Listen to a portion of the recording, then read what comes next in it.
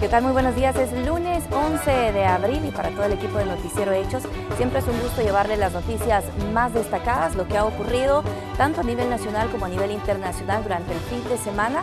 Se lo estaremos presentando acá dentro de unos minutos. Así que gracias desde ya por la preferencia. Carlos, buenos días. Buenos días, Célida. ¿Cómo estás? Muy bien, contenta que estamos iniciando ya la semana con mucho ánimo, con mucha energía positiva y por supuesto con toda la disposición de llevar las noticias más importantes. Sí, no sé por qué, pero este lunes comienza con un ánimo así especial.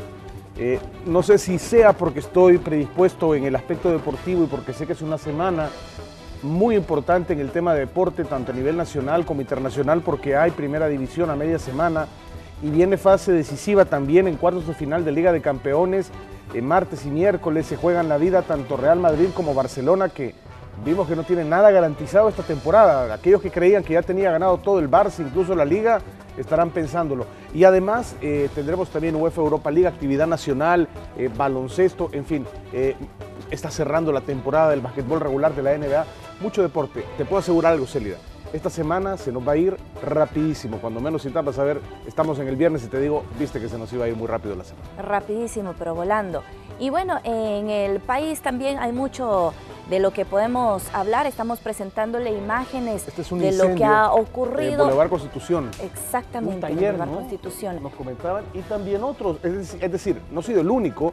Lo que pasa es que se han estado produciendo varios. ¿Recuerdan que hemos tenido una reincidencia en este tema hace unas cuantas semanas? Pues bueno, las alertas se vuelven a encender. Ayer por la noche nos enterábamos, mientras estábamos al aire en Pizarrón Deportivo, y luego vino Noticiero Hechos para retomar el tema, de un incendio que se dio en un taller en el Boulevard Constitución. Por lo tanto, las autoridades están en alerta constantemente, pero más ahora con este resurgir del tema, ¿no? Y con esta reincidencia. Pero este es uno nada más de los temas, ya que el Cuerpo de Bomberos se mantiene en máxima alerta debido a la cantidad de incendios que se están registrando durante el fin de semana.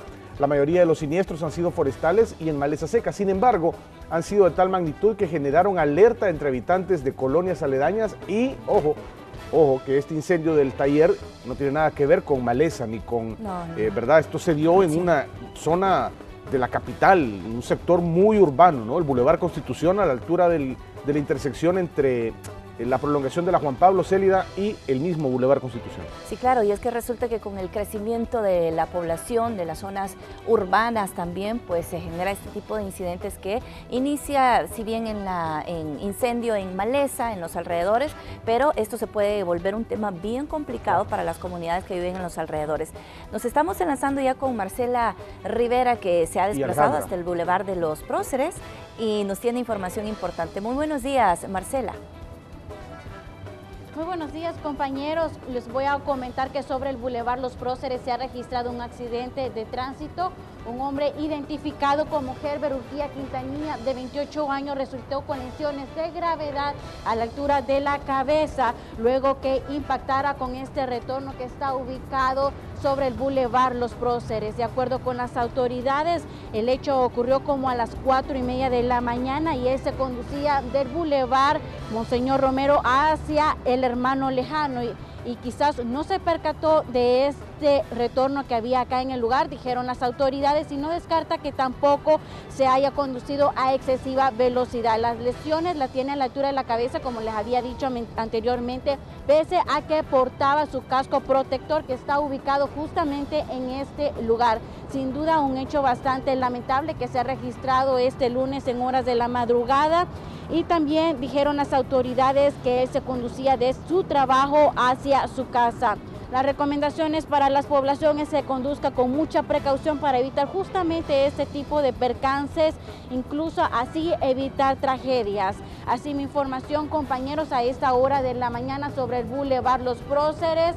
Estamos viendo que hay presencia de la Policía Nacional Civil en estos momentos, que ellos muy temprano trasladaron a la persona, a Herbert Urquía Quintanilla, de 28 años, y el tráfico vehicular, por lo menos a esta hora de la mañana, está bastante fluido en ambos sentidos, tanto en el sentido que conduce de la Monseñor Romero hacia el Hermano Lejano, como en el sentido que conduce del Hermano Lejano hacia Santa Tecla y hacia el Boulevard Monseñor Romero. Claro, Marcela, gracias. Pues sabemos que los curiosos se detendrán un poco, ¿no? Pero el accidente propiamente dicho, es decir, la moto, lo que ha quedado ahí, Célida y amigos televidentes, no está obstaculizando la vía, ¿no? Así que es así, ¿no, Marcela? No está obstaculizando la vía, sino que nada más está apartado, pero no faltará aquel que reduce la velocidad un poquito para ver qué es lo que sucedió. También está con nosotros Alejandra Canales desde Sala de Redacción. Alejandra, buenos días. Hola Alejandra, adelante. Hola, buenos días compañeros. Así es, nosotros seguimos hablando del tema que ha mantenido en alerta al cuerpo de bomberos y es que son los incendios. Se han registrado durante el fin de semana varios y anoche se registró este que ha sido quizás el más fuerte porque dañó parte de las estructuras sobre el Boulevard Constitución. 2 talleres específicamente resultaron afectados por las llamas y dejó al menos 7 automóviles reducidos a cenizas. El voraz incendio dejó pérdidas cuantiosas económicas, como se los decía, en 2 talleres y las versiones de este siniestro prácticamente concuerdan en que inició en la quema de maleza seca. Y ese es el punto al que llama el cuerpo de bomberos, que es la prudencia de las personas a no realizar quemas en esta época, porque esto puede producir incendios de grandes magnitudes como esto. Tenemos parte de las declaraciones que se obtuvieron durante este incendio. Escuchemos. Chispazo de maleza seca. Hay que determinar todo eso provocado, ¿no? Eso es, ahorita estamos de moda eso de las malezas secas. Ahí escuchaban ustedes los que yo les adelantaba. El llamado es a usted, amigo televidente, que tenga mucho cuidado con las quemas que realiza. A veces la población tiene todavía la costumbre de quemar basura, por ejemplo, afuera de sus casas, y eso puede ser la causa de un incendio. Hay que tener mucha precaución y por eso, compañeros, amigos televidentes, más adelante en esta emisión de noticias vamos a tener un enlace en vivo hasta el cuerpo de bomberos con el subdirector de esa institución, quien nos hará un balance de las emergencias atendidas durante el fin de semana y también parte de las recomendaciones para evitar que esto continúe. Eso es lo que tengo a esta hora, compañeros. Gracias, Alejandra. Curioso, Célida. Marcela, un saludo también pendiente de tu informe. Más adelante, Marcela. Buenos días. Claro que sí, compañeros. Buenos días. Curioso también, Célida, porque uno puede pensar que todos estos incendios sean únicamente de ese tipo, no forestales, pero vemos en una zona urbana, pero tiene que ver con la quema de maleza, ¿no? Sí. Es decir, ¿a quién se le ocurre que se va a estar quemando maleza cerca, en las cercanías del Boulevard Constitución y en la zona de la prolongación de la Alameda Juan Pablo II? Sin embargo, es una circunstancia que se dio ayer por la noche que produjo este incendio. Me pongo a pensar en los propietarios de los vehículos, ¿no? Sí. Que estaban en ese taller. Sí. Ojalá los hayan tenido asegurados.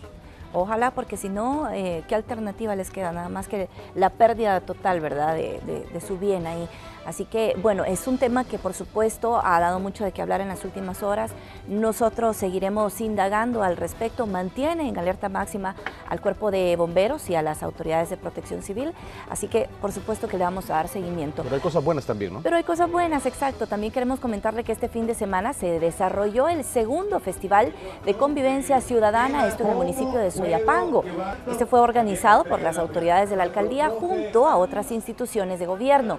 Jornadas de vacunación, consultas médicas, asesorías tributarias y también la prestación de otros servicios municipales fueron parte de las actividades que se realizaron en la colonia El Matasano 2. Además, hubo presentaciones deportivas y culturales, esto como parte del programa de prevención de la violencia en este municipio. Y la demostración de taekwondo de Tena como... Y en el marco del programa Asocio para el Crecimiento, apoyado por Estados Unidos, mujeres jóvenes están siendo capacitadas en las áreas técnicas y de ingeniería. Las carreras tecnológicas tal parece que son las preferidas de los estudiantes varones y menos atractivas para las mujeres. Así lo revela un estudio de la Universidad Don Bosco, en la que ha identificado que un 40% de la población femenina opta por carreras, pero solo el 15% decide estudiar ingenierías y el 3% una carrera técnica. Porque creen que la ingeniería es muy pesada para una niña, cuando saben que tenemos la misma capacidad que ellos. Tenemos una cultura que discrimina a la mujer, ya que piensa de que la mujer solo tiene que estar en el hogar y no tiene que ser exitosa en el área laboral. Por eso, en el marco del programa Asocio para el Crecimiento, apoyado por Estados Unidos, se realizó el campamento científico para un grupo de alumnas de bachillerato de Ciudad Delgado, quienes serán capacitadas en las áreas de energía renovable, robótica, mecánica y electrónica. Y la idea es realmente, como dije, para generar esperanza y oportunidades para ellas. Consideren seriamente estudiar una carrera en las áreas de tecnología porque pueden tener muchas más ventajas y pueden sacar un provecho para ellas, para sus familias y ayudar al desarrollo del país. Lo que se busca es incentivar a las jóvenes para estudiar carreras tecnológicas, donde hay oportunidades de desarrollarse y de trabajo. Las carreras de ingeniería, las carreras técnicas son una de las mayores oportunidades de empleo que hay actuales, reales, y porque debe haber un cambio cultural y social de fondo para entender que las carreras de ingeniería son para las mujeres también. Nosotros estamos demostrando que no es cuestión de género, sino que es cuestión de que realmente las niñas se den cuenta de las oportunidades que hay y que sepan que ellas también pueden. Este campamento científico por hoy beneficiará a 25 alumnas de Ciudad Delgado, con capacitaciones en la Ciudadela Don Bosco. Con imágenes de Ever Ábalos, un informe de Luis Alberto López. Claro, Célida, me parece que es un tema bastante interesante. Sabemos que la presencia de las mujeres en algunos campos que habían estado reservados por años para hombres se va dando no solo en el aspecto de tecnología, lo tenemos aquí en televisión, en radio, sí, claro. Vemos como en los deportes, que es un tema que ha sido tan solo de hombres, ¿no? Exclusivo medio, para hombres. Pues ahora muchas mujeres nos enorgullecen mucho en Canal 12 tener 3 compañeras que lo hacen muy bien, Esmeralda Ayala, Elisa Hernández, Zuli Rodríguez, y bueno, tú lo sabrás mejor que yo, ¿no? También en otros campos donde están incursionando mucho las mujeres. Definitivamente son pasos importantes que se están dando en el país, que no lo podemos dejar de lado. Vale la pena destacarlos, como lo que estamos haciendo en esta ocasión, pues mostrándole los espacios que se abren, aunque sí hay que mencionar también de que la brecha es grande, esta brecha ha sido durante años y es difícil.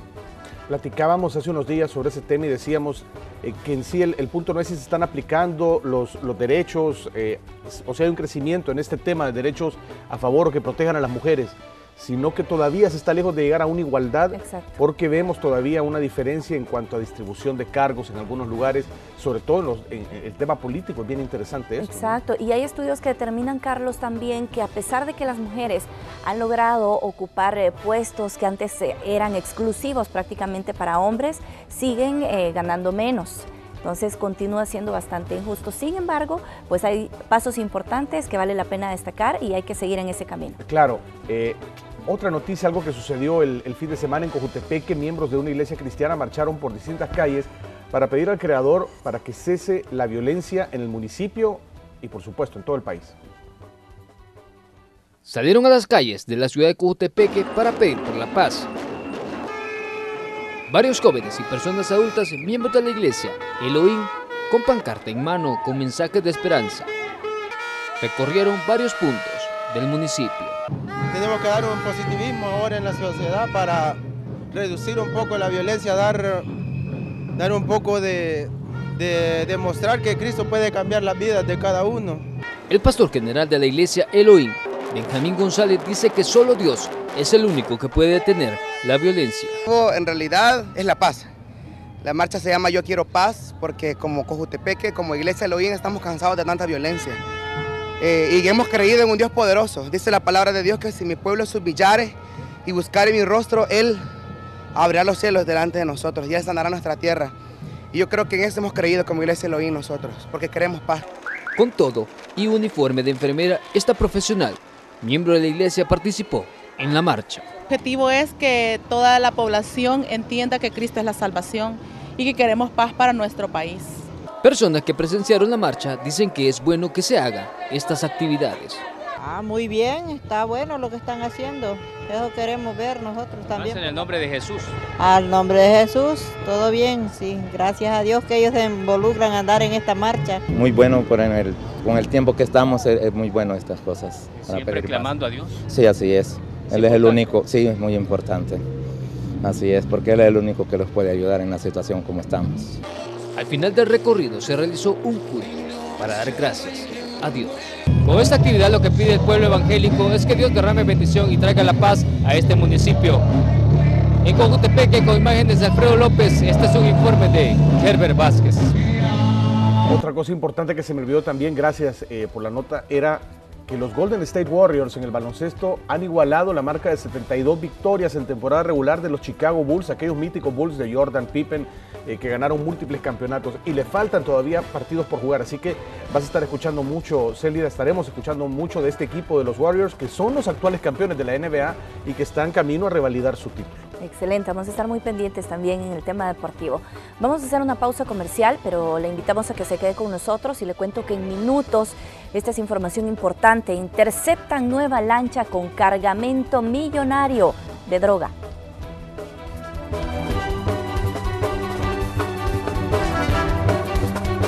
Mañana vamos a revisar nuestros titulares para esta emisión. Diferentes enfrentamientos entre policías y pandilleros dejan al menos 15 fallecidos. Tenemos las imágenes. Fiscalía presenta acusación formal en contra de los implicados en la masacre en la colonia Quesaltepec de Santa Tecla. Entre los imputados hay un menor de edad. Hoy llega al país el presidente guatemalteco Jimmy Morales. Parte de la agenda de su visita oficial será abordar el tema de fortalecimiento del Triángulo Norte. En Soyapango, los cambios en los recorridos del transporte colectivo siguen generando estragos en la población, pero además los vendedores anuncian nuevas acciones de protesta.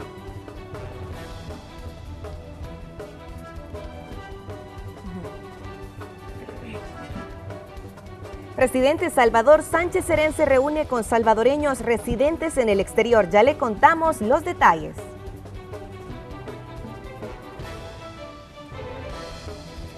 Y en noticias internacionales tenemos los resultados de la jornada de elecciones presidenciales en Perú. Habrá una segunda vuelta. 4 supuestos pandilleros murieron tras enfrentarse con la PNC en el departamento de Cuscatlán. Veamos los detalles en la siguiente nota. El ambiente se encontraba tenso en el caserío Torolillo del cantón San Nicolás de Monte San Juan, en Cuscatlán. El sonido de las chicharras acompañaban la tristeza que reflejaba en los rostros de los familiares de los fallecidos. Elementos policiales y militares salían y entraban de la zona del hecho. Y es que a eso de las 3 de la madrugada de este domingo, una llamada alertó a la policía que varios sujetos pertenecientes a estructuras criminales se encontraban en esta casa. Al llegar una patrulla a verificar, fueron atacados y es ahí que inicia el intercambio de disparos. El saldo, 4 supuestos pandilleros muertos. Prácticamente le tienden una emboscada a los policías, los estaban esperando. Bueno, aquí lo que tenemos son 4 sujetos fallecidos, pertenecientes a la estructura MS. Esto prácticamente se da en un intercambio de disparos entre policías y estos delincuentes. Uno a uno eran retirados los cuerpos y llevados al vehículo de medicina legal. El llanto se apoderó de los familiares. Los fallecidos responden al nombre de Danilo Sánchez, de 22 años, René Alonso López, de 22, Darío Sigüenza, de 14, y una cuarta persona, que no fue identificada. Algunos padres nos hablaron y culpan a la policía de que están matando a sus hijos sin investigar. O sea, ya quedan. Porque tienen orden del gobierno de matar, supuestamente. Ya estamos pagando, dijeron ellos. Ya estamos pagando por el gobierno, si ellos mismos lo aceptan. Ustedes estaban dormidos porque dormidos los han hallado. Los bichos aquí no hacían nada. Ellos aquí mejor lo cuidaban a uno y no lo andaban ahí maltratando como ellos lo hacen con uno. Ellos lo que hacen es maltratarlo y golpearlo, los amenazan y son policías. Según las autoridades, en la casa donde se encontraban, los sujetos la utilizaban para planificar actos criminales. Con imágenes de Ever Ábalos, este es un informe de Kerber Vázquez. También en San Miguel, 4 supuestos delincuentes fueron asesinados. Nuestro canal aliado TVO con la información. Alrededor de las 2 de la madrugada, varias personas dormían al interior de un mesón, donde a la vez funciona como negocio de bebidas embriagantes. El lugar es conocido como el Basil Tropical, en la playa El Cuco de Chirilagua. cuando fueron sorprendidos por sujetos armados, quienes asesinaron a 4 personas. El hecho ocurrió a pocas cuadras del puesto policial. Se está trabajando incluso en estos momentos con el reconocimiento y levantamiento del cadáver de 4 personas, las que responden a los nombres siguientes. El primero, David Margarito López Díaz, de 28 años. La segunda persona, Alicia Cáceres, de 50 años. La tercera, Guadalupe Clímaco, de 22 años. Y la cuarta persona, conocida como Edwin Alexander Ayala, de 45 años. Los occisos, según explican las autoridades, tienen cierto grado de parentesco. Asimismo, se conoció que todos vivían en la posada. La señora Alicia Cáceres es la compañera de vida del señor Edwin Alexander Ayala, y la joven Guadalupe Clímaco es la compañera de vida de un nieto de la señora Alicia Cáceres. En ese sentido sí existe pues un tipo de relación, y todas las personas vivían en este lugar porque se trata de un mesón. Los hechores ejecutaron a las víctimas con armas blancas, en este caso machetes, y es que los victimarios habrían utilizado este tipo de armas para no alertar a los vecinos ni a las autoridades. Efectivamente es una de las situaciones a valorar, ¿verdad? Los hechores conocían la zona y específicamente sabiendo que a 100 metros estamos del puesto policial, tuvieron que utilizar un tipo de arma diferente a un arma de fuego, puesto que con esta podrían alertar a los elementos policiales. Los cuerpos de las víctimas quedaron esparcidos dentro de la vivienda, pues los autores del crimen seleccionaron a las personas que buscaban, mientras que a otras 5 les perdonaron la vida. Personas vestidas, al parecer, con ropa militar, y otras personas con ropas oscuras. De igual forma, pues en este mismo lugar habían 5 personas más que son sobrevivientes. Específicamente el ataque iba dirigido a estas personas y a una 5ª persona más que se encuentra lesionada. El móvil del crimen por el momento se desconoce, aunque preliminarmente se mencionaba que las víctimas estaban ligadas a estructuras delincuenciales. Esta información no fue aclarada. En el momento, ¿verdad?, nosotros utilizamos todas las posibles hipótesis a analizar, ¿verdad?, pero efectivamente no podemos confirmar o desvirtuar ninguna de todas las circunstancias a efecto de no comprometer las diligencias investigativas. No está en este momento establecido si el sujeto, la víctima en este caso, pertenece a alguna pandilla. Por el momento, las autoridades dicen desconocer en qué se transportaban los sujetos que cometieron el crimen. Yesmi Velázquez, Noticiero Hechos. Y siempre en la zona oriental del país se registró otro cuádruple homicidio, específicamente en el departamento de Usulután. Tenemos el informe gracias a nuestro canal aliado TVO.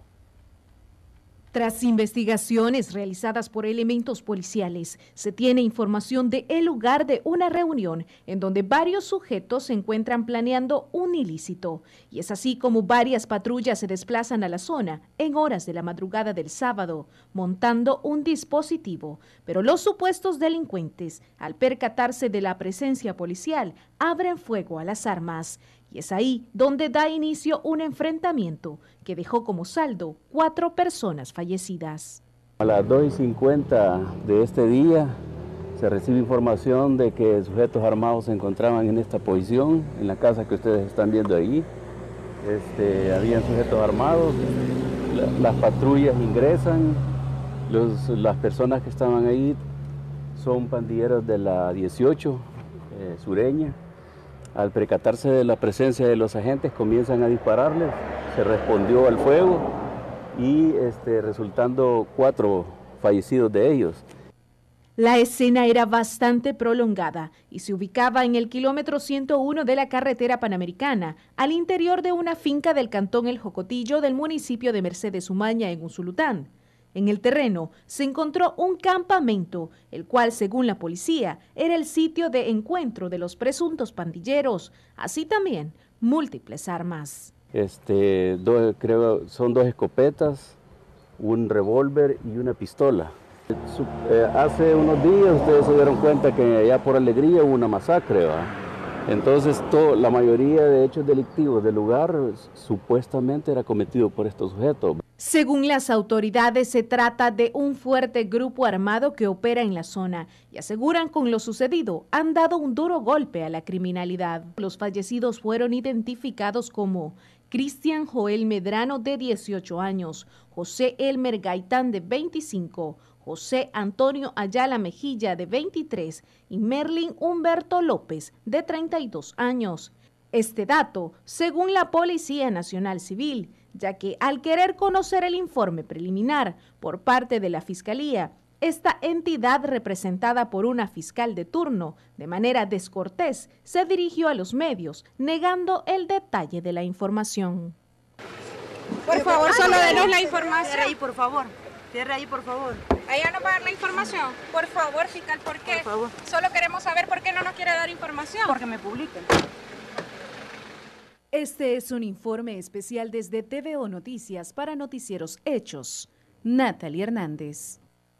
También le presentamos un recuento de los enfrentamientos de la policía con pandilleros ocurridos este fin de semana. Aquí los datos. Durante este fin de semana se ha registrado un alza en los enfrentamientos de la Policía Nacional Civil con estructuras de pandillas. El sábado en Mercedes Umaña, Usulután, en el cantón Jocotillo, 4 supuestos pandilleros murieron después de un intercambio de disparos con la policía, de acuerdo a información brindada por la Fiscalía General de la República. También en Zaragoza, La Libertad, se registró otro enfrentamiento. En la comunidad Corinto, 2 pandilleros murieron como resultado de estos hechos. En Verapaz, 3 pandilleros murieron después de enfrentarse con elementos policiales. Solo el pasado sábado murieron al menos 13 pandilleros en este tipo de enfrentamientos. Para este domingo, el país se despertó con 8 pandilleros fallecidos en enfrentamientos. En Monte San Juan, Cuscatlán, 4 delincuentes fallecieron después de intentar emboscar a una patrulla policial. En un bar ubicado en el Cuco, San Miguel, 4 personas fallecieron, 2 hombres y 2 mujeres, solo que en esta ocasión no se habla de un enfrentamiento, sino de un grupo que fue directamente a quitarles la vida con armas cortantes.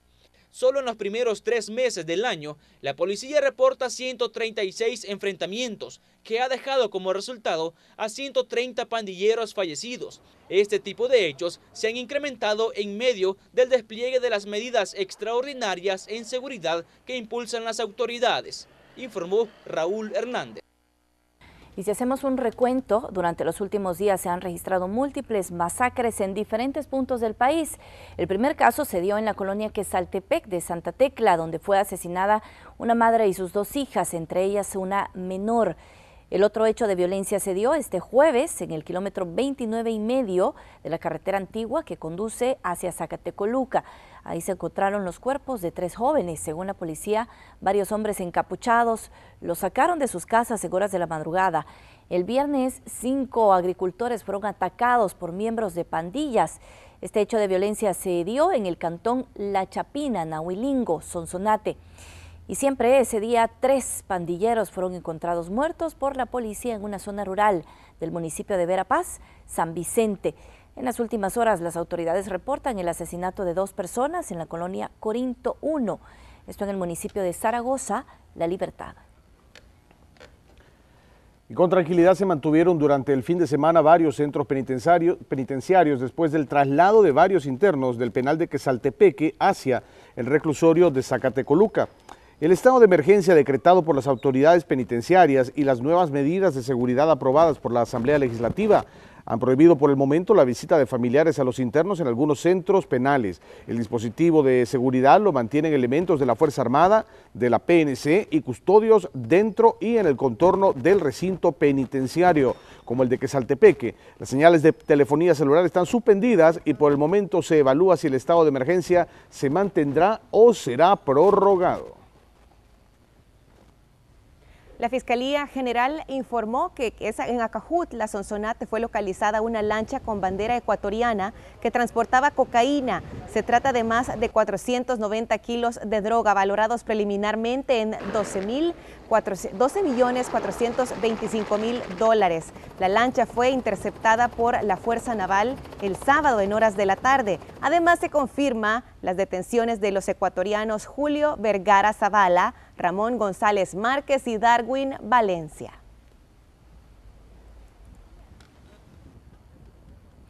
Y un hombre adulto sin identificar perdió la vida al ser atropellado por un microbús del transporte de personal cuando este se cruzó la calle en un lugar no autorizado. El hecho ocurrió sobre la Alameda Juan Pablo II, justo a la altura de la iglesia San Francisco, y las autoridades presumen que el sujeto estaba bajo los efectos de bebidas alcohólicas. Se conducía de oriente a poniente y andaba en labores de ¿cómo le dicen?, de recoger personal. Andaba trabajando en la ciudad. Y se le atravesó el peatón a esta altura. Se le atravesó imprudentemente el peatón y ya no se pudo quitar. La Fiscalía presentó el requerimiento contra los involucrados en el feminicidio registrado en la colonia Quesaltepec de Santa Tecla. Mauricio Alberto Méndez, de 26 años, Pedro Guerra Ortiz y un menor de edad fueron acusados formalmente por 3 delitos ante el Juzgado de Paz de Santa Tecla. Feminicidio agravado, homicidio agravado, en grado de tentativo y robo agravado. Según el requerimiento fiscal, ellos participaron en la muerte de una abogada y sus 2 hijas en la colonia Quesaltepec. En este caso tenemos pruebas documental, pericial, testimonial. Los ubican a estas personas de manera inequívoca en el lugar de los hechos. Una cuarta persona estaría involucrada en este crimen que ha provocado la indignación de muchos por la forma en que fue asesinada Olga Salinas de Calderón y sus hijas, Catherine Alejandra, de 22 años, y Olga Sofía, de 8.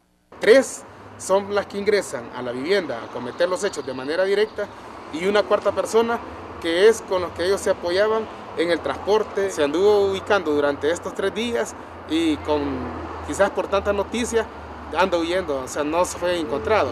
Únicamente tenemos presentes 2 adultos más el menor. El móvil del triple homicidio, de acuerdo a los datos de la Fiscalía, habría sido la exigencia de $100,000 a la familia, de los cuales solo se logró entregar $20,000. Se realizó un registro de allanamiento y se incautaron $13,030. Pero al parecer le entregaron $20,000. Eran parte de esos $20,000. Y posteriormente al otro sujeto que manejaba el vehículo negro, también se le incautaron $4,980 más. La audiencia inicial se realizará el próximo martes en el Juzgado de Paz de Santa Tecla, mientras el menor será procesado en otros tribunales. Con imágenes de Erika Alfaro, informó Azucena Sandoval.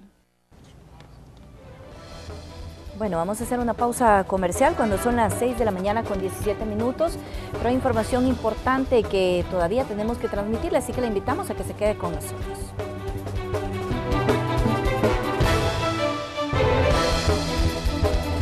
El tema de la falta de agua sigue siendo el motivo de diferentes protestas en distintos lugares, Elena. Así es, imágenes en desarrollo que nos llegan desde el kilómetro 5 del Boulevard Constitución antes de llegar a la colonia La Gloria. Habitantes de comunidades La Chancala 1 y 2 están protestando por falta de agua. Solo está funcionando el carril auxiliar, solamente ese está habilitado para la circulación de los vehículos. Eso es parte de lo que está ocurriendo a esta hora de la mañana. Le presentamos las imágenes desde el lugar de los hechos. Y también para este día, alrededor de las 7 de la mañana, se tiene previsto que comunidades bloqueen la carretera panamericana a la altura del desvío de San José Guayabal, siempre por falta de agua. Miren qué preocupante también y cómo podemos observar a través de estas protestas la desesperación de muchas comunidades, de tantas personas que después de tantos meses, 2, 3 meses o 6 meses sin agua, pues tienen que salir a las calles para hacerse escuchar. Sí, porque vamos, no hay otra manera, pues. Vamos a que no están ahí porque quieran, ¿verdad? Digo, porque les guste bloquear el tráfico. Es la única forma que tienen de hacerse sentir, de que les escuchen, de que les vean. Si no es de esta forma, ¿de qué otra forma? Se están marcando constantemente y la noticia que les dan, como suele suceder cada vez que les preguntamos es, ya se lo vamos a resolver, ya se lo vamos a resolver, y así las tienen con esa cantaleta días y semanas. ¿Qué les queda?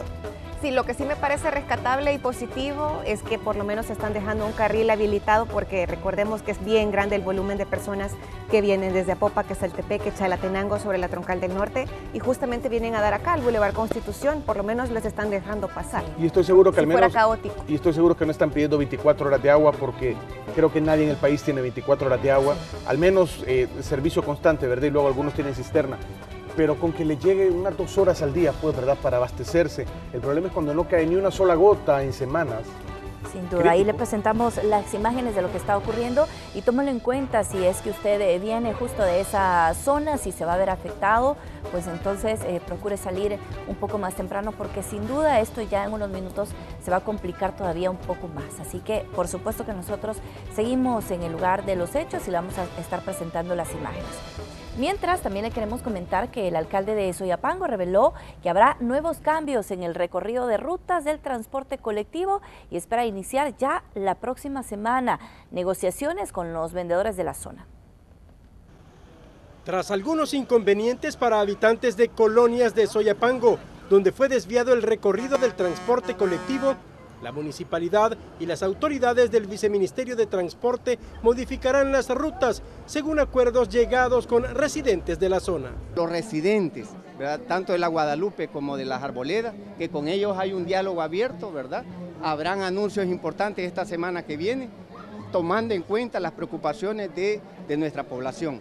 Con los vendedores estacionarios y ambulantes también buscarán un acuerdo. Espera reunirse el miércoles de la próxima semana. A través de ustedes hacemos un llamamiento a los vendedores ambulantes a que conformemos la mesa de diálogo, una mesa que persiga un proceso de soluciones. Están consideradas algunas alternativas de solución digna. Por su parte, los representantes le tomaron la palabra al alcalde y esperan acuerdos favorables. La mesa de negociación serían las demás cosas que nosotros hemos solicitado durante años. ¿Cuáles, por ejemplo? Por ejemplo, las rutas que devuelvan de regreso al mismo sistema que estaba anteriormente.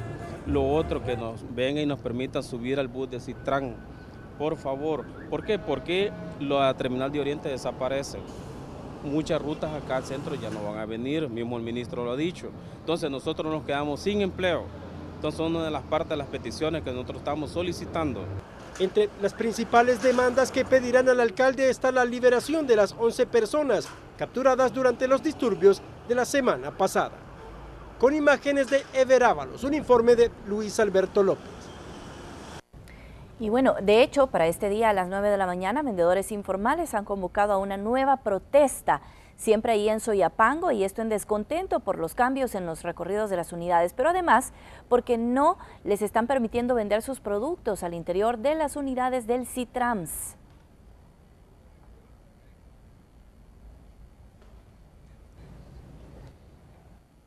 Una nueva protesta realizaron algunos veteranos de guerra. Este domingo se manifestaron frente a Catedral para demandar la libertad de los 11 supuestos comerciantes detenidos durante los disturbios ocurridos la semana pasada en Soyapango por el tema del cambio de rutas y funcionamiento del Citrans. Con un ratito que bloquearon la carretera de ahí del Boulevard del Ejército, no estuvieron ni 2 minutos los compañeros, ¿verdad? Y la humo les metió mano con todo, ¿verdad? Que se pronuncien por esos 11 detenidos, así como lo hicieron pronunciándose por esos detenidos allá en Santa Tecla, ¿verdad?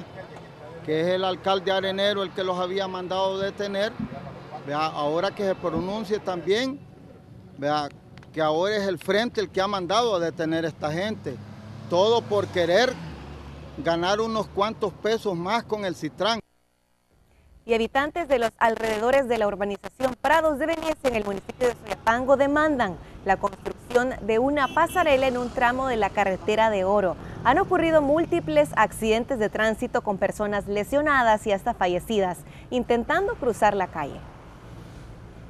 La verdad es que la preocupación la vivimos a diario porque no nos podemos dirigir a nuestros trabajos tranquilas sabiendo que ellos quedan solos, que la mayoría de escuelas o centros escolares están al otro lado de la calle y tienen que atravesarse en horas picos que son a las 6:30 de la mañana, ¿verdad? Esa es nuestra mayor preocupación, necesitamos una pasarela que nos ayuden porque ya han habido más de 10 muertos en esta carretera y nadie nunca se ha preocupado por nosotros. Como estos van, mire cómo van a todo vuelo, va. Entonces uno quiere pasar, ¿cómo? Va de un solo, ¿por qué? Porque como no hay pasarela. Pero ojalá las usen también, ¿verdad? Y las utilicen, porque luego las construyen, pero las personas no las utilizan. Y vemos a las personas cruzándose la calle con la pasarela a 10 metros, a 5 metros, ¿no? Y hay algunas pasarelas que también por los puntos donde se ubican se vuelven peligrosas. Entonces también las mismas comunidades, las personas que van a utilizarla, piden a las autoridades pues que haya también vigilancia, ¿verdad? Claro. Estimados amigos, amigas, gracias por estar con nosotros. Vamos a comenzar la entrevista de esta mañana. Vamos a conversar con dos exmagistrados de la Corte Suprema de Justicia. Vamos a hablar con ellos respecto al tema de la institucionalidad democrática del país. Lo importante que es que se fortalezcan las instituciones del país, como la Fiscalía General de la República, como la misma Corte Suprema de Justicia, como el sistema judicial en términos generales. Vamos a hablar de la ruta que lleva el país según estas dos personas. Si vamos por el camino correcto, si hay cosas que, lógicamente, que las hay, que mejorar. Así es que doy la bienvenida a la ex magistrada Mirna Perla, está con nosotros. Ex magistrada, muchas gracias por acompañarnos. Bienvenida. Muy buenos días, un saludo muy especial a toda la audiencia de este programa tan prestigioso. El doctor José Enrique Argumedo está con nosotros también. Bienvenido, doctor, muchas gracias. Ex magistrado de la Corte Suprema de Justicia también, ¿no? Un gusto tenerle acá. Ex director también del CNR, entre otras responsabilidades que ha tenido a su cargo. Bienvenido, gracias por acompañarnos, doctor. Bueno, gracias por invitarnos a esta entrevista de Canal 12.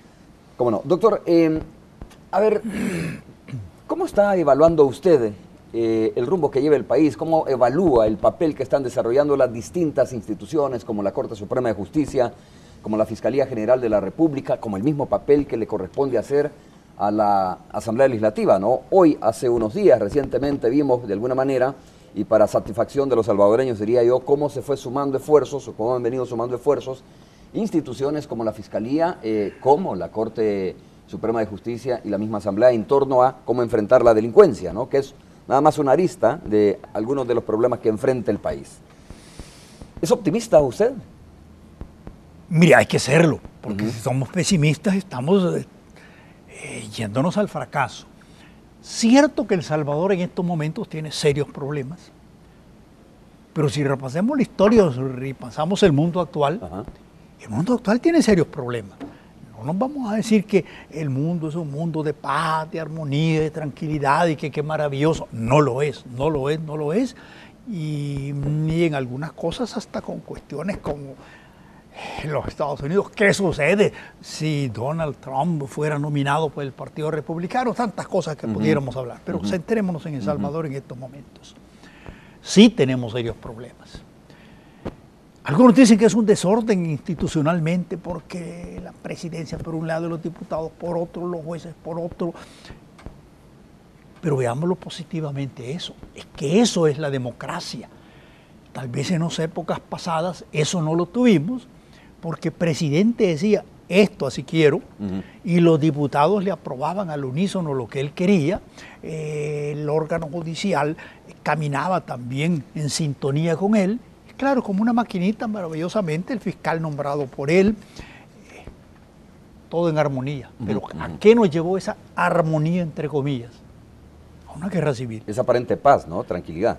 Nos llevó a una guerra civil, mientras que ahora tal vez no estamos acostumbrados a la democracia, pero el legislativo le puede decir no al presidente, y no le puede decir sino que le dice. Y el presidente, ejerciendo el derecho de veto, les rechaza algunas de las cuestiones de ellos.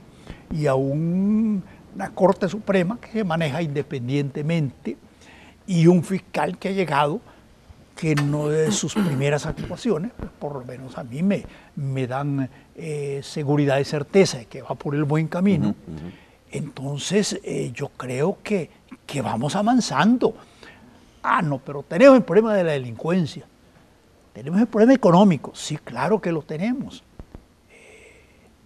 Pero en esa parte del funcionamiento de los órganos estatales, para mí es un avance, una procuraduría para la defensa de los derechos humanos. Eso que algunos dicen irrespeto a la autonomía de poderes, ¿no? Esto que algunos dicen, mire, esta es una cuestión de querer atropellar, de querer pasar por encima, cuando se dan esas discusiones públicas o diferencias públicas entre los poderes del Estado.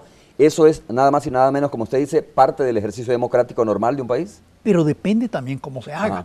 Depende si algunos salen con insultos o como cuando un ministro en la época que yo estaba en la sala sobre la conciencia de los magistrados responderá, no, cosas así no. Pero sí es normal que un diputado difiera al presidente, que el presidente diga no me agrada lo que los diputados han hecho. Con respeto, en todos los países suceden esas cosas, con el respeto. Pero porque a veces aquí se magnifica eso. Digo, se ve como que si se tratara de un país donde no se respeta, digamos. Aquí voy a mencionar a los medios de comunicación. Claro que les encanta decir choque, y vuelvo a la época en que yo estaba, cuando Domingo Méndez era presidente de la Corte, lo ponen boxeando con Hugo Barrera y Mingo de la Hoya, y conflicto de poderes. No, pues claro, sí miran esa cuestión como un ministro da una serie de declaraciones, pero de repente dijo algo respecto a otro órgano, y eso se magnifica. Entonces nos quieren hacer aparentar como que viviéramos en gran conflicto y en un pleito, cuando no es.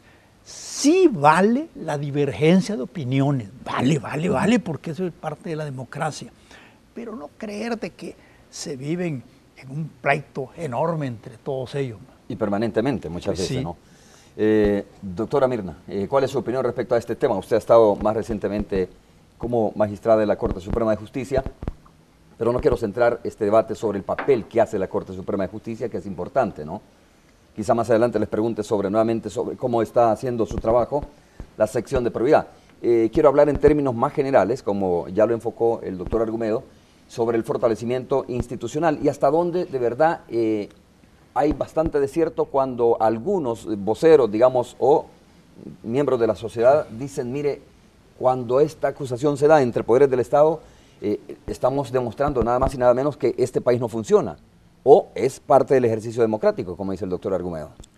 Efectivamente, el artículo 86 de nuestra Constitución establece claramente que el gobierno va a ser integrado por los 3 órganos fundamentales y que estos tienen que ser independientes, cada uno tiene sus atribuciones.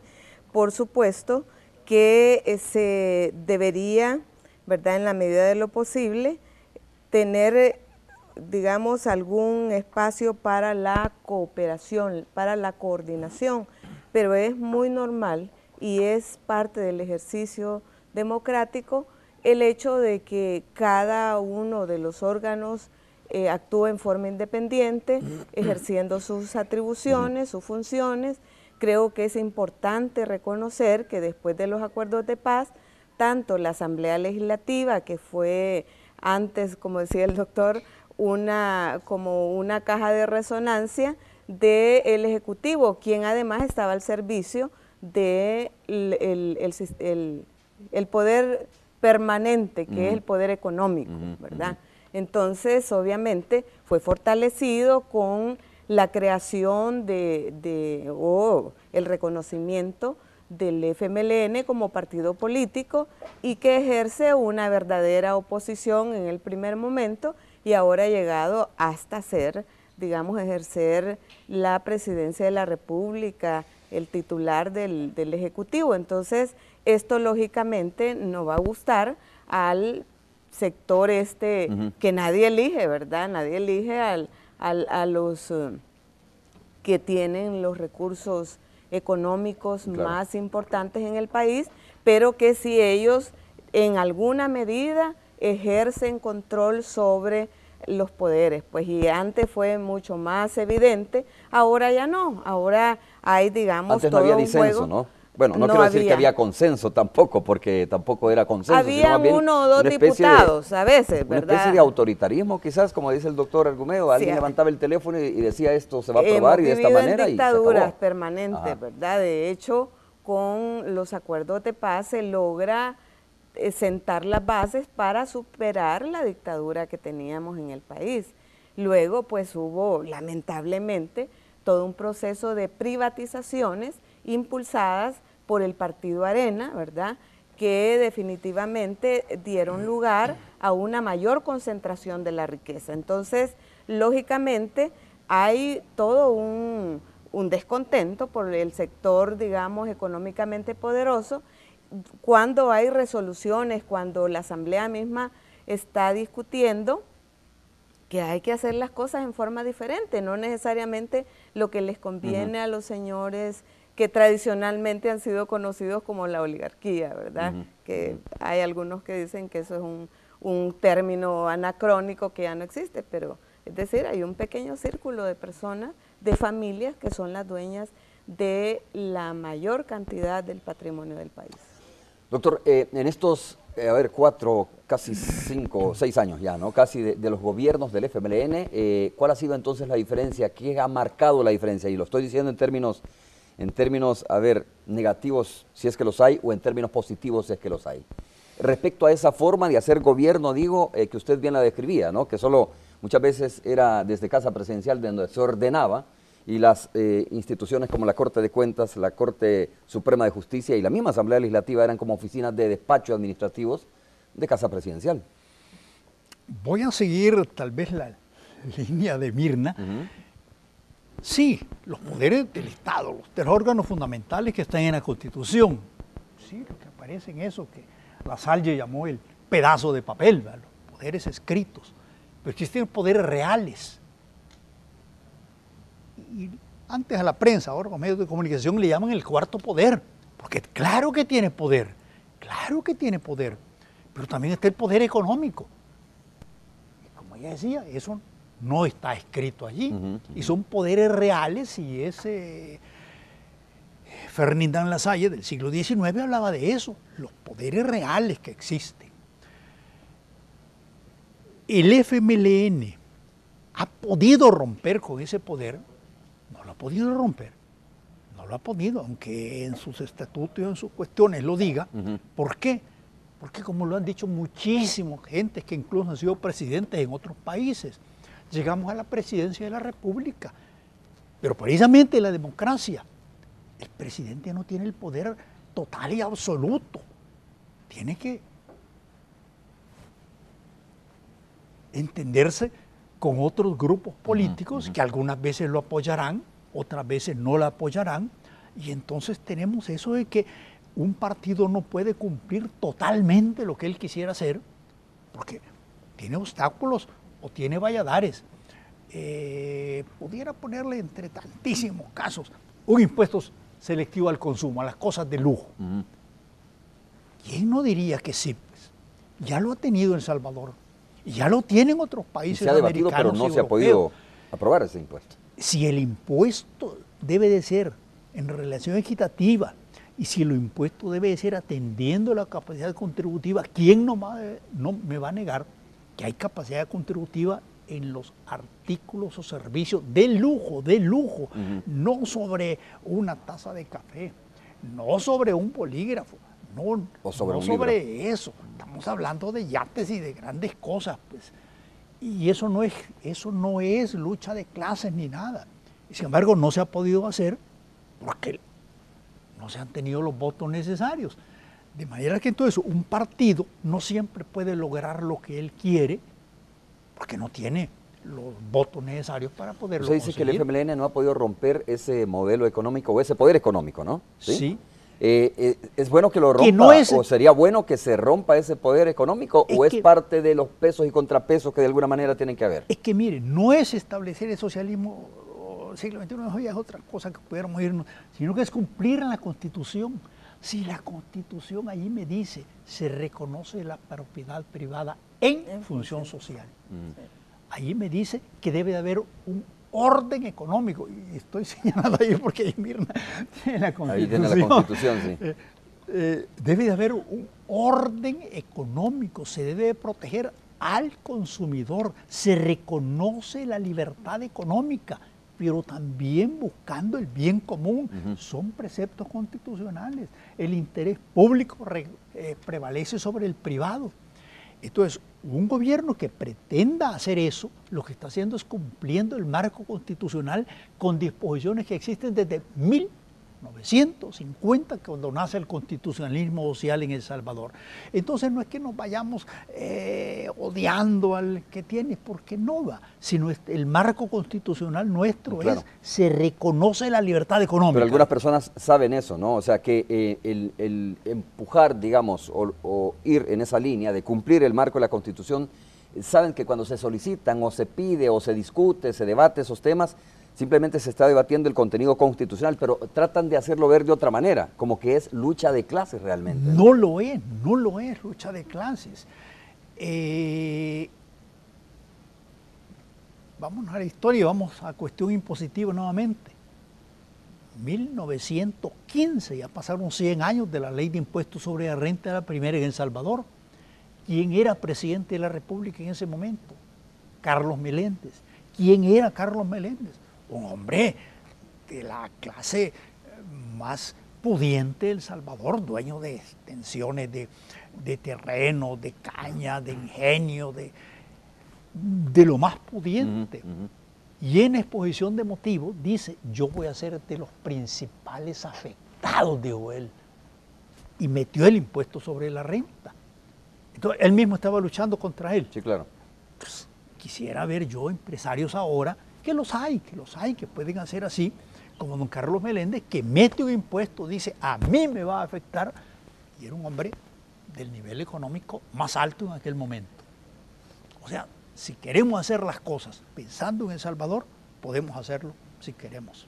Ok, mira, escucho tu opinión respecto a eso. No, bueno, exactamente, el artículo 101 de la Constitución habla de que el orden económico debe responder esencialmente a principios de justicia social y que en el desarrollo de la producción y todo eso debe de haber racionalidad. O sea que hay que cuidar nuestros recursos humanos, cuidar nuestros recursos naturales y debe haber una redistribución de la riqueza. En países donde la democracia es sólida, hay realmente una estabilidad social, económica, política, como los países nórdicos, por ejemplo. Ahí las ganancias tienen techo. O sea, aquí la irracionalidad con que se atesoran grandes, pero grandes fortunas que han sido justamente utilizando el Estado completo, ¿verdad? La Asamblea, el órgano judicial, el Ejecutivo, para implementar precisamente estos planes que son incluso a veces de autodestrucción. Incluso esto de haber dolarizado el país, de haber firmado sin restricciones este Tratado de Libre Comercio, cosa que no fue así en Costa Rica. Ya hubo una lucha increíble y se dio espacio a la discusión. Hasta hubo un referéndum, creo, ¿no? Un referéndum donde ganó el que sí se avalaba el Tratado de Libre Comercio, pero fue por mínima cantidad de votos y utilizando también ahí el miedo, ¿verdad? Que siempre la derecha acude a eso. Pero definitivamente el mecanismo para el equilibrio democrático, político y social es la redistribución de la riqueza a través de los impuestos. Aquí definitivamente tenemos un serio problema, que estos señores que son los que dominan la política económica del país en última instancia, no pagan impuestos, eluden y evaden impuestos. Hay una cantidad de más de $1.000 millones anuales que se está dejando de ingresar por parte del Estado porque ellos son tan poco patriotas que no quieren contribuir aquí en el país. Y muchas veces son, que no son todos, ¿no? Como dice el doctor Enrique Argumedo, que no son todos, pero muchas veces son los que después dicen de que el país no tiene viabilidad. Esos que no pagan los impuestos realmente. Pero es precisamente el estribillo que se maneja para tratar de descalificar que este gobierno ya no les obedece, que la Asamblea Legislativa ya no les obedece.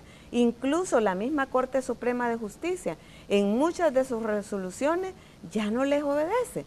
Lo que pasa es que también hay que saber pedirle a la Corte, ¿verdad? Hay que usar la iniciativa para poder defender los intereses económicos, políticos y sociales de las grandes mayorías. Hasta ahorita hemos visto que solo los allegados a estos grupos económicamente poderosos han estado presionando a la Corte, a la Sala, para poder salirse con la suya. Y en este debate, doctor Argumedo, ¿hay bastante componente político electoral? Bueno, desde luego que sí. Yo escucho que dicen, hoy fueron las elecciones, al día siguiente comienza la nueva campaña. Pero eso no es exclusivo de nosotros, yo creo que en todas partes sucede así, pues eso es normal. Las luchas políticas, que estamos muy polarizados, dicen. Yo cuando veo los noticieros de España, yo miraba antes relativo a Mariano Rajoy a su momento, con Rodríguez Zapatero y después con el otro señor que le sustituyó, Y ahí entre el Partido Socialista Obrero Español y el Partido Popular yo no veía ninguno. Y ahora que aparece Ciudadanos y aparece Podemos, ahí los vemos imposible de poder llegar a un arreglo. Ah, bueno, pero como España está malo, estemos malos nosotros también. No, lo que les quiero llevar es a que esa lucha política es natural. Y nuestros países latinoamericanos, que estamos con nuestras dictaduras militares, pues vamos democratizándonos. Me acabo de enterar que a Jimmy Morales el Congreso le negó el permiso para salir del país. Bah, esas cosas no podían darse antes. Entonces, no, lo que pasa es que el Congreso guatemalteco se politizó y no le... Sí. No, en todas partes tenemos esas luchas políticas, las tenemos. Pero que afectan, digamos, a ver, probablemente lo que diga es un error, pero que afectan el fortalecimiento democrático o por el contrario, esto es lo que va fortaleciendo poco a poco el fortalecimiento institucional de un país. Claro que cuando se forman diferentes partidos, cada uno tiene su modo de ver. Incluso dentro de la misma derecha, dentro de la misma izquierda, pueden haber diferentes modos de enfocarla. Lo malo tal vez ya es cuando viene el fanatismo. Si el partido A propone esto, el partido B le dice no, sin mayor análisis. Y si el B lo propone, el partido A le dice no. ¿Y en qué nivel ve que está en El Salvador? ¿En el nivel del fanatismo o en el nivel de las diferencias normales administrativas? Yo creo que estamos en el nivel ese del fanatismo. Y cuando el partido A gobernaba, eso era bueno. Ahora que es oposición, es malo. Y viceversa. No, yo creo que las decisiones que se tomaron hoy para las medidas legislativas últimas para la delincuencia, pues es una buena señal. Incluso Arena votó por lo del préstamo, aunque después dicen vamos a revisar. Pero bueno, es una buena señal que pensemos en El Salvador, aún con las divergencias normales y naturales que deben de existir entre ellos. Bien, Mirna, antes de ir a la pausa comercial, y este es un tema que lo vamos a dejar nada más pintado en este primer bloque, en toda esta situación, debate que ha habido entre las acusaciones y contraacusaciones, entre la inviabilidad que dicen uno que el país no tiene, se habla de que el país no es funcionable, que es un caos, etcétera, que no funcionan los poderes en el país, que no funciona el país como tal, por lo menos eso dicen algunos sectores y algunos voceros. La pregunta es, ¿se justifica una CICIES en el país? Es un debate que recientemente lo tuvimos aquí en El Salvador, algunos añorando y viendo lo que sucede en Guatemala. No sé si podemos comparar nuestra situación con la que Guatemala está viviendo en este momento o que vivió en el momento que se instala una CICIES, ¿no? Entonces algunos añoran y piensan que lo mejor que le podría pasar al país es establecer una especie de CICIES, ¿no? En El Salvador. En Guatemala es la CICIG, pero aquí sería CICIES. No sé si existe el espacio o algunos quieren crear ese espacio para crear este tipo de instituciones. Bueno, realmente yo creo que la situación de Guatemala, Honduras, no es igual a la de El Salvador. En ese sentido, no se justifica una CICIES en El Salvador, porque lo que hay que hacer es justamente fortalecer la institucionalidad que está destinada por la Constitución en el artículo 193, que es el ente fiscal, que tiene el monopolio de la investigación, el monopolio de la acción penal y que tiene toda la potestad de pedir ayuda a expertos a nivel internacional para fortalecer la investigación, sobre todo en aquellos aspectos donde nunca se ha hecho nada, ¿verdad? En los delitos de cuello blanco.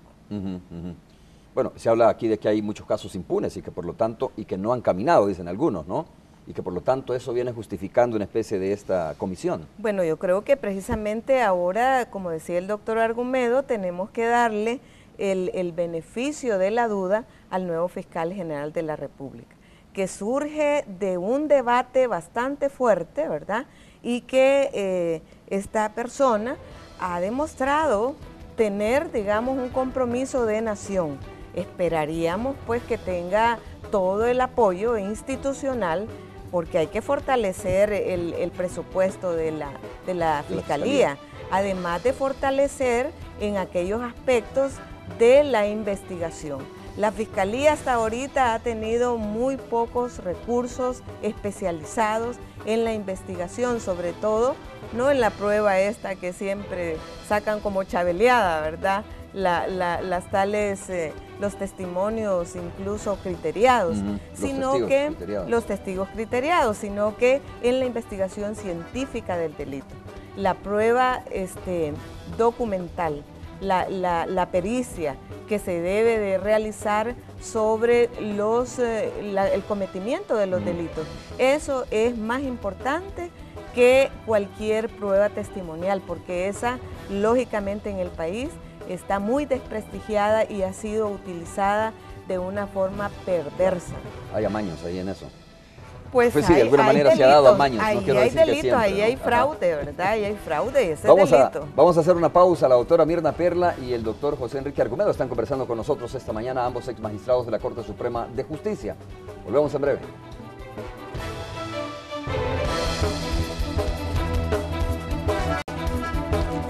Gracias por continuar con nosotros, un gusto estar con ustedes. Las 6:58 minutos, la ex magistrada Mirna Perla y el ex magistrado, es que me llamó la atención, ¿verdad? ¿Cómo me dijo en la pausa? ¿Ah? Mirna. El enfoque de género está faltando. No son dos ex magistrados, es una ex magistrada y un ex magistrado. Exacto. Doctor Enrique Argumedo, bueno, usted sabe el papel que ha desempeñado las CICIES en Guatemala y el papel que han desempeñado, digamos, otras instituciones de este tipo, ¿no? Que algunos están satisfechos. Yo creo que en Guatemala el papel ha sido muy importante de la CICIG. Pero primero, ¿qué nos diferencia de Guatemala y por qué es necesario o no es necesario aquí, en este momento, establecer una institución como esa? No, eso está abierto al debate. ¿Cómo está entonces conformada la Fiscalía General de la República Salvadoreña? Tiene suficiente, porque ni modo, se requiere fondos, tiene suficiente personal. Bueno, acabo de ver en el diario y me parece bien una convocatoria sometiendo a concurso plazas para fiscales. Qué bueno que se han metido de concurso, porque no son escogidos, como se dice allí, de dedo.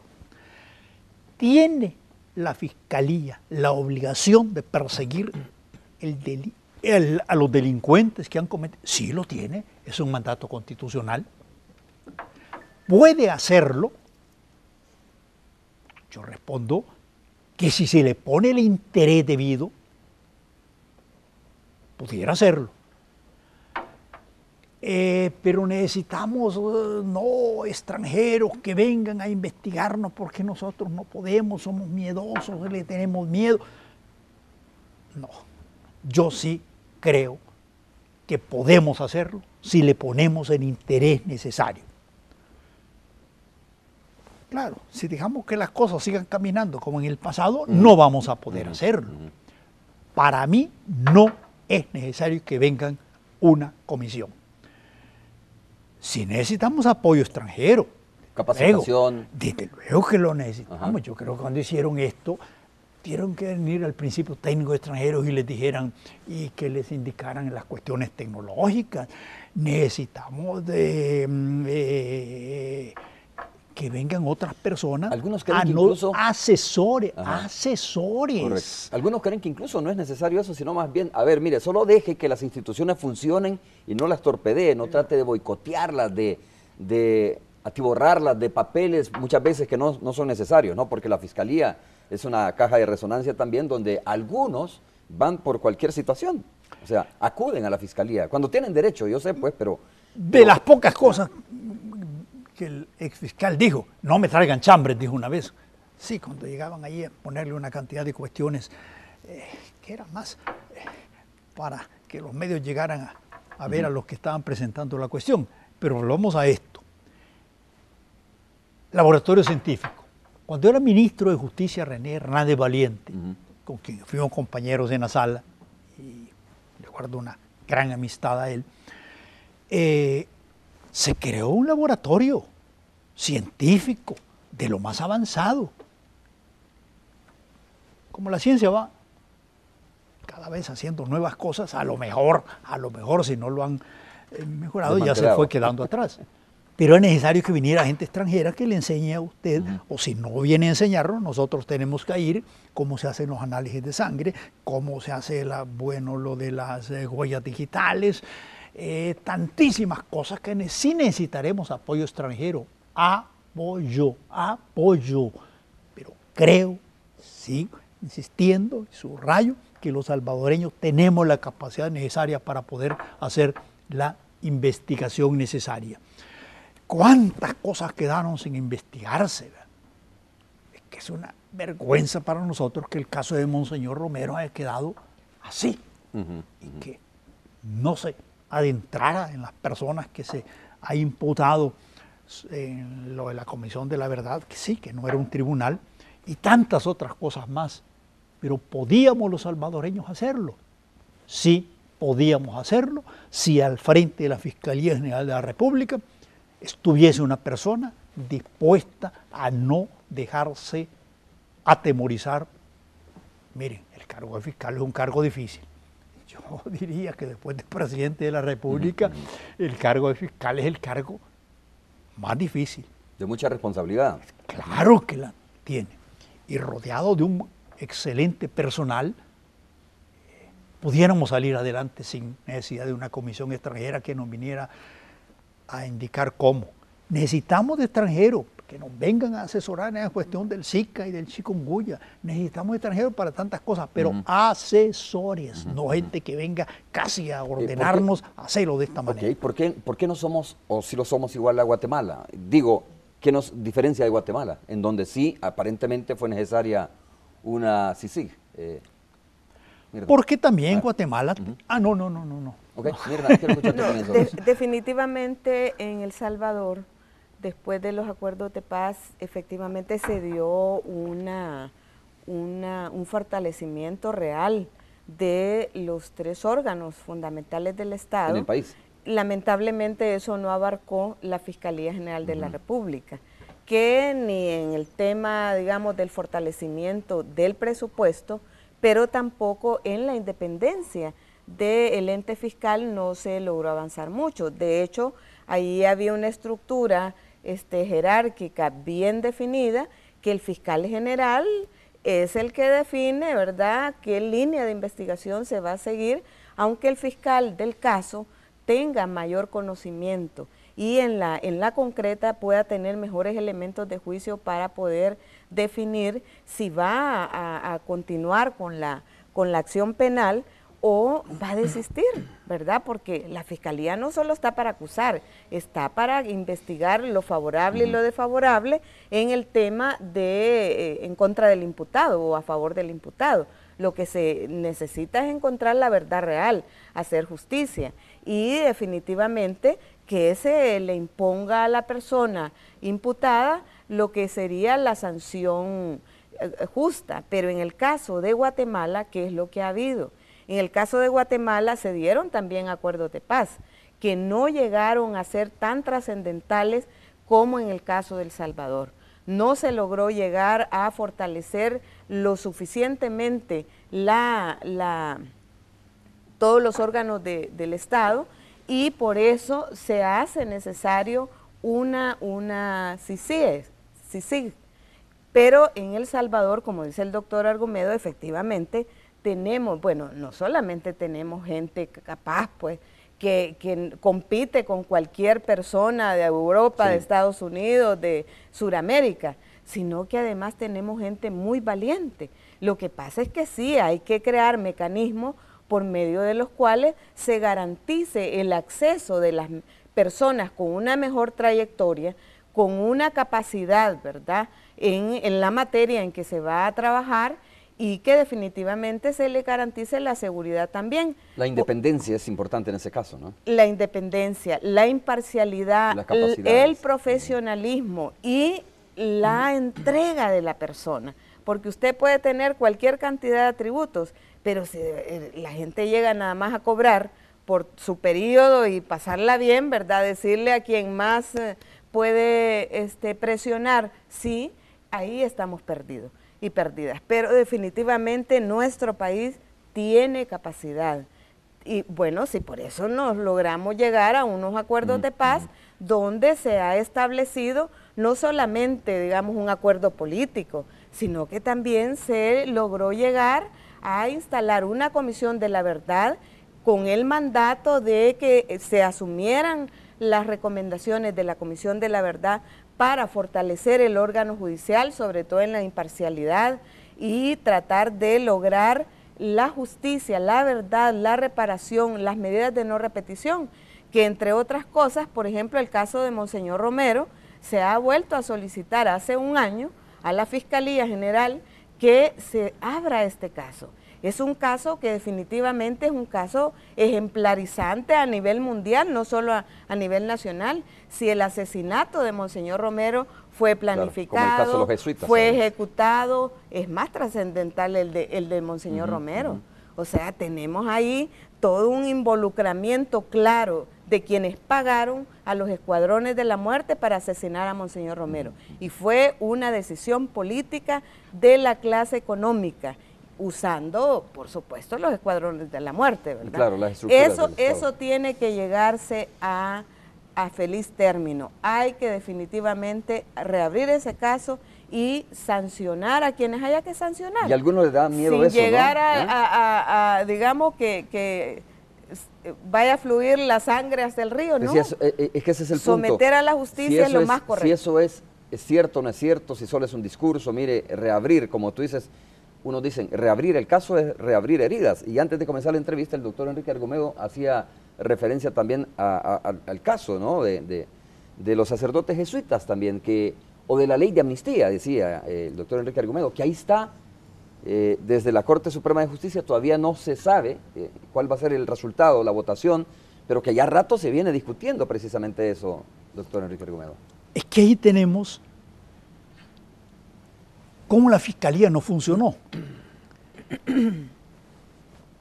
Va el padre Tojera, creo que también Benjamín Cuellar, y le piden a la Fiscalía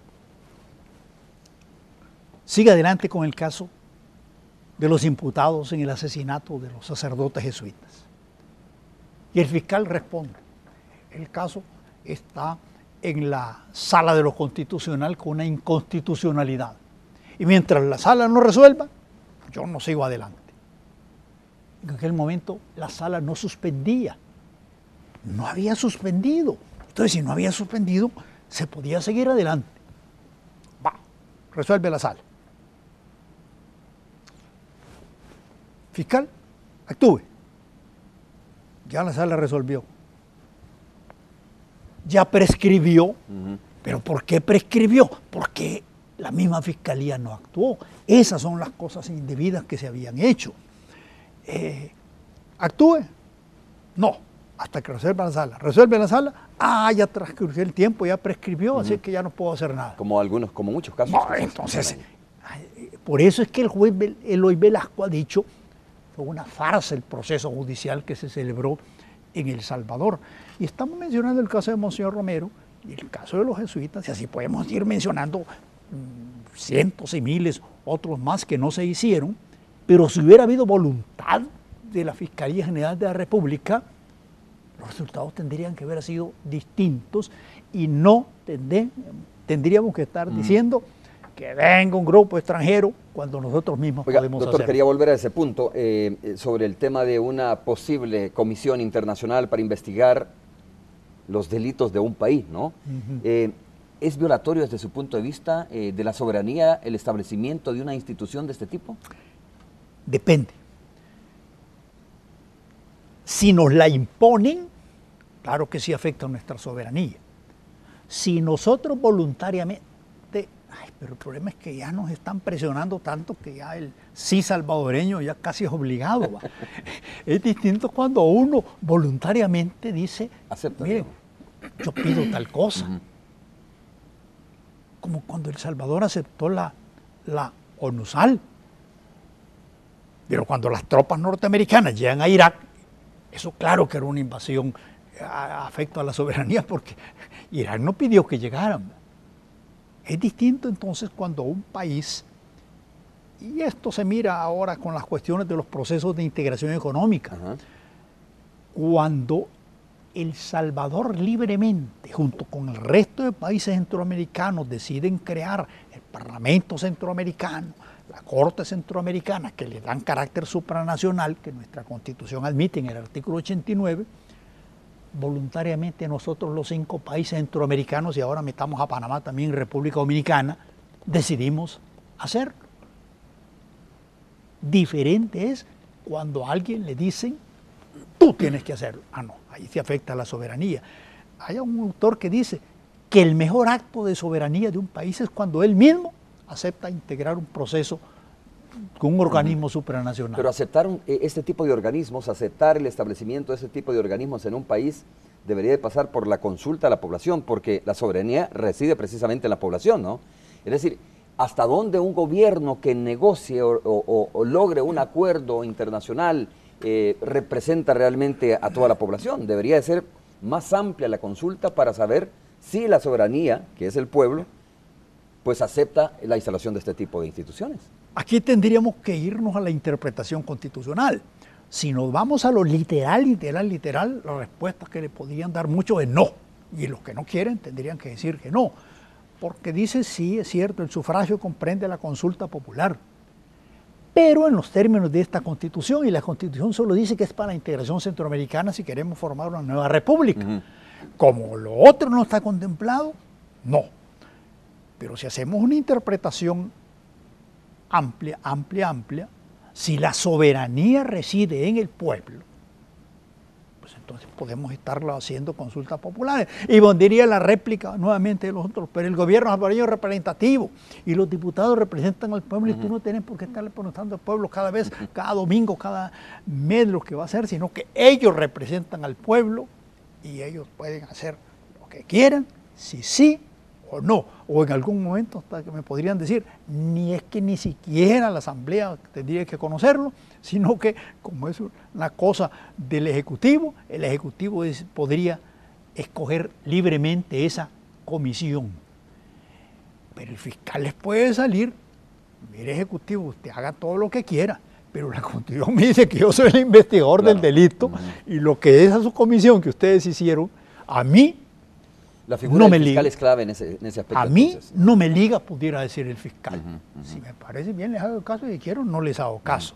O sea que sí, de esto tiene muchas aristas de orden constitucional. Vamos a ver, magistrada, ex magistrada Mirna Perla, sobre este tema, sobre la vi hacer un movimiento de cabeza cuando pregunté el tema sobre si es violatorio de la soberanía este tipo de instituciones.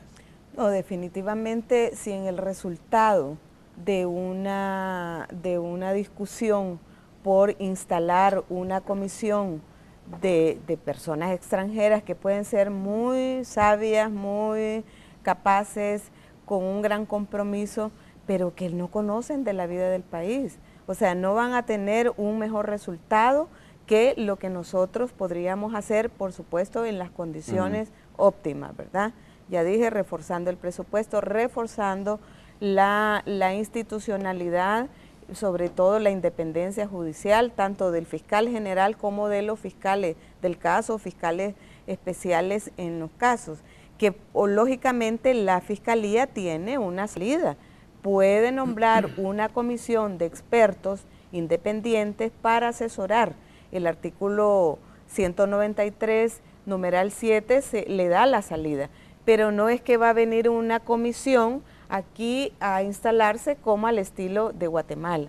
Eso definitivamente es una acción inconstitucional que no puede caber en el caso nuestro. Sí, y son casos inéditos, ¿no? Porque en Latinoamérica, no recuerdo yo, a lo mejor ustedes tienen información sobre el hecho de que una comisión de salvadoreños vaya a investigar los delitos en Argentina o en Brasil, etcétera, mucho menos de México para arriba, pues, que sería más inédito todavía.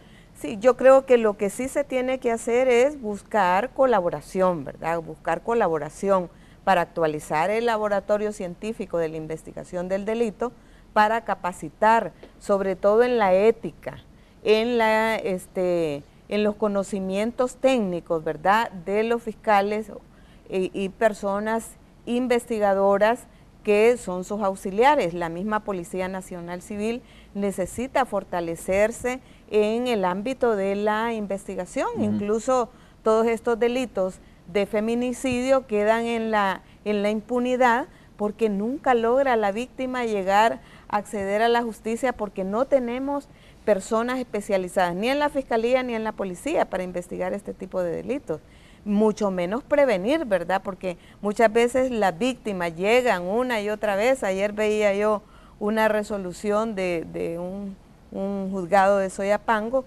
donde le imponen medidas cautelares en contra de la víctima y del victimario.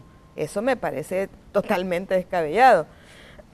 Sin embargo, requerimos de un fortalecimiento institucional, no solamente de la Fiscalía, porque la Fiscalía tiene, digamos, estas grandes debilidades que después de los acuerdos de paz, todos los fiscales eran ex empleados de bancos, ¿verdad? Entonces era un poco complicado investigar, por ejemplo, todo este lío que se dio con la privatización de la banca, que también fue un robo a la vista pública en el país. Pero lo que sí tenemos que hacer es lograr pues que la misma Asamblea Legislativa fortalezca su proceso de selección y de elección de segundo grado, porque ahí sí tenemos una gran debilidad. Esa gran discusión que te doy y me das, eso no es nada recomendable para el fortalecimiento. Que se llaman. Sí. Ajá. No es recomendable para sacar la mejor bueno, persona. al final siempre pasa por un acuerdo esto, ¿no? No sé si llamarle negociación, pero siempre puede es un acuerdo. pasar por un acuerdo, pero por ejemplo, yo antes decía, la primera corte que se dio después de los acuerdos de paz fue una discusión tremenda, pero igual de ahí se sacaron las personas con mayor compromiso, con mayor capacidad, y fue una buena corte.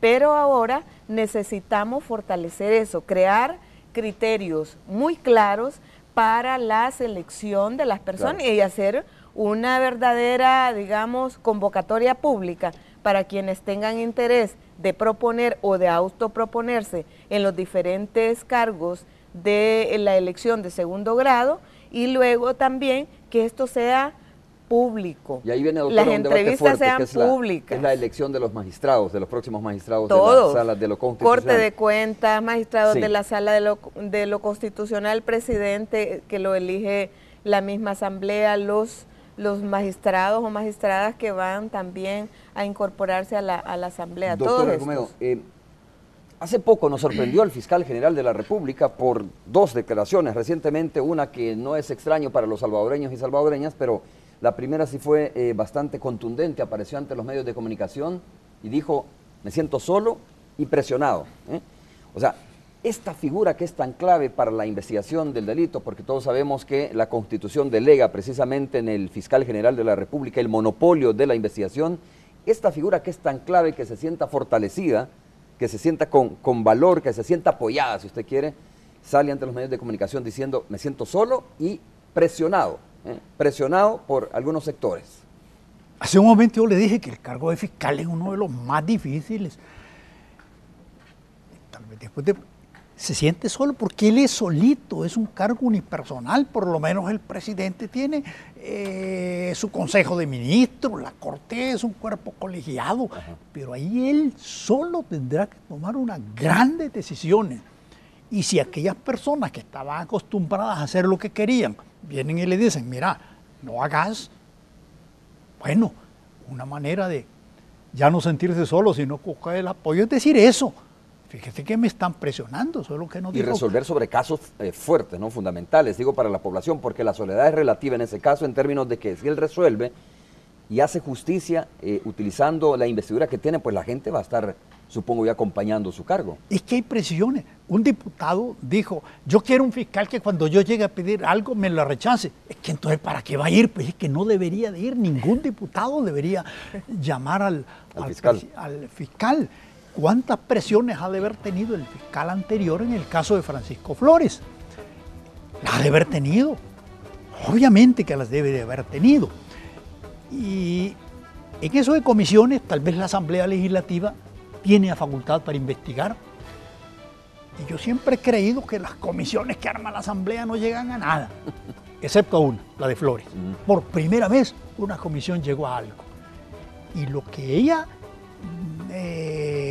decidió y lo que ella oyó allí, tenía que, luego, como se dice, judicializarse. Pero todo el mundo oyó cuando el señor Francisco Flores dijo, si no fueron 10 millones, si fueron más.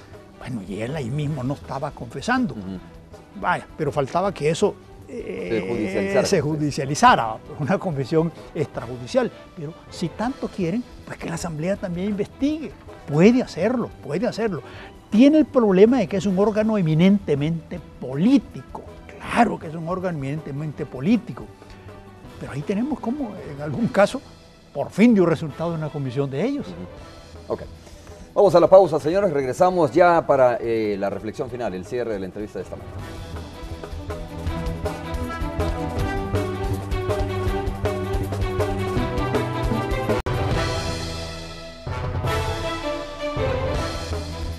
Bueno, tenemos unos 4 o 5 minutos para cerrar el programa. El doctor Enrique Argumedo, quiero comenzar por acá ahora y preguntándole sobre, a ver, hablando de casos enigmáticos o casos, digamos, ejemplarizantes, en donde la Fiscalía podría tomar un protagonismo fuerte, es el caso Panama Papers o Papeles de Panamá. ¿Vio usted las primeras acciones de la Fiscalía? Digo, si la Fiscalía comenzó bien sobre eso, sobre casos importantes, va a tener el respaldo, supongo yo, ¿no? Comenzó bien. Dudo si otros hubieran ido en ese momento al bufete, pero cayó de inmediato ya. No, mire si es lícito ir a abrir una sociedad a Panamá. Sí, claro, es lícito. Pero uno se pregunta, ¿y por qué alguien abre una en Panamá, en las Vírgenes y en Bahamas, pues? ¿Por qué lo hace? Y no lo hacen. Algo ahí, porque no le dicen Honduras, en Guatemala, que están ahí en Omancito, y en Nicaragua, porque como yo vendo productos ahí, pues ahí decidí abrirlo. ¿Por qué se fueron ahí en las Vírgenes? Es que la organización, la OSD, las ha catalogado de paraísos fiscales porque eso es una manera de evadir impuestos. Y ahí tiene una buena tarea, porque eso también es delincuencia. Existe el delito de evasión de impuestos. No, el pobre señor allí, microempresarios que a lo mejor evade, sí evade. Pero vamos a decir, pero mira, 1, 2, 10, 100 mil microempresarios evadiendo y es una buena cantidad de dinero. Pero uno solo a lo mejor evade más que esos 100.000. De manera que ahí tiene una buena tarea. Es un hecho delictivo la evasión de impuestos. Habrá que investigar si se dio ese hecho delictivo, si se configuró ese hecho delictivo, ¿no? A través de estas empresas. A ver, doctora. No, yo creo que es importante y hay que felicitar al fiscal y apoyarlo, ¿verdad? Con todo lo que podamos para que pueda hacer su tarea en delitos como este de los papeles de Panamá, ¿verdad? Pero también recordemos que tenemos pendiente hacer justicia a las víctimas de violaciones a derechos humanos. Y un caso muy importante sería lo de los jesuitas, que en lugar de estarle pidiendo allá a la Audiencia Nacional Española que sí lo juzgue, que no lo juzgue, deberíamos de asumir acá con mucha responsabilidad el retomar ese caso, ¿verdad? Incluso investigar el fraude procesal que se hizo en ese juicio que fue un show, ¿verdad? En el caso jesuita, también en el caso de Monseñor Romero, ¿verdad? La asociación esta de Monseñor Romero ha pedido a la Fiscalía reabre el caso. Entonces creemos que sí es importante darle apoyo a la Fiscalía y animarle a que desarrolle toda su potencialidad, su potencial, pues, para poder tranquilizar a nuestra sociedad.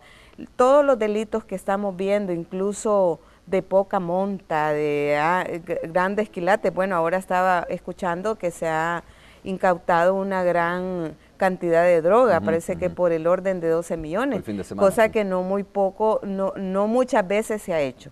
Pero entonces la Fiscalía sí tiene que establecer mecanismos de coordinación a nivel internacional para hacer efectivo este trabajo. Ese tema es importante, pero a ver, la gente dice, la Fiscalía, pues lógicamente por mandato constitucional tiene que investigar ese tipo de situaciones, delitos, tráfico de drogas, crimen organizado. Pero la gente de repente dice, mire, ¿y con la corrupción qué pasa, pues? O sea, o es que no ha habido corrupción de aquí atrás en todos estos casos, ¿no? Y estamos hablando de la firma de los acuerdos de paz para acá, porque no hemos visto, hemos escuchado mucho, pero no hemos visto contundencia en muchos de esos casos. Bueno, efectivamente hemos tenido el caso muy reciente de Celenel y el caso de Francisco Flores, ¿verdad? Donde por puras presiones se logró llevar el caso, se judicializó el caso, ¿verdad?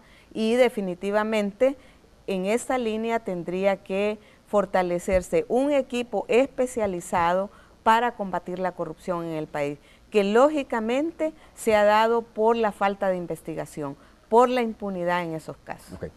Ese es uno de los aspectos claves de la Fiscalía, doctor Enrique Recomedo. Como una declaración. El tema de investigar los casos de corrupción. Que todos los ojos los ponen en la corrupción pública y la privada. Ajá. Hemos estado hablando de Guatemala, que Otto Pérez, que Roxana Valdetti, correcto. Y los empresarios que pagaron por la cuestión de aduana, ¿a dónde están?